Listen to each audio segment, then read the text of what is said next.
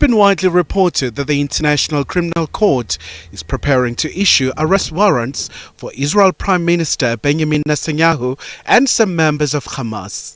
Israel has been accused of preventing the delivery of humanitarian aid desperately needed in the Gaza Strip.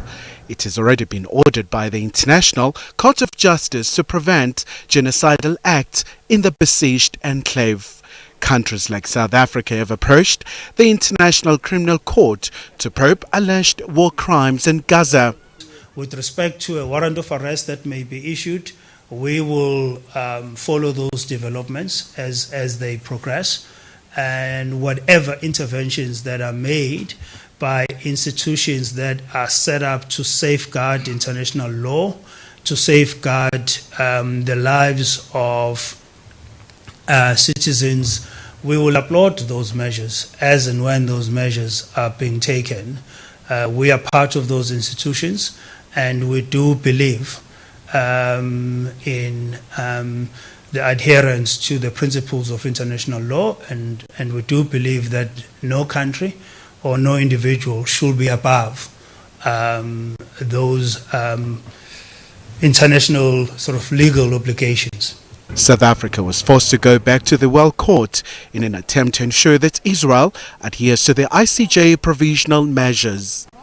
That matter is proceeding. The ICJ issued an update or an advisory note in terms of when the matter will be heard. We all know about the provisional measures that were ordered by the court.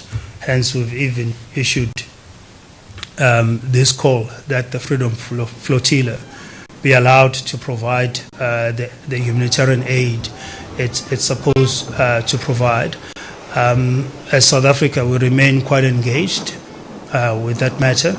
Let me put it this way.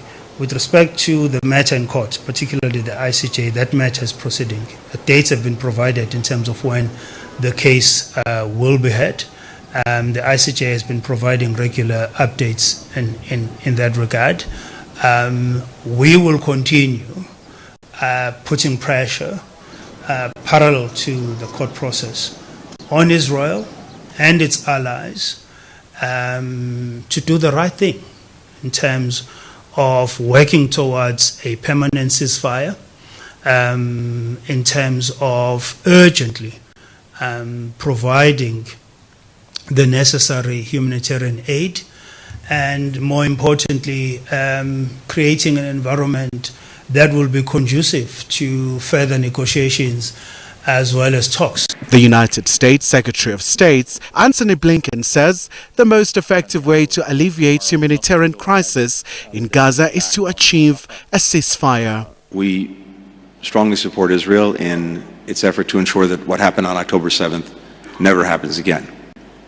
But at the same time, we are determined to do everything we can to bring an end to the terrible human suffering that we're seeing every single day in Gaza among children, women, men who've been caught in a terrible crossfire of Hamas's making.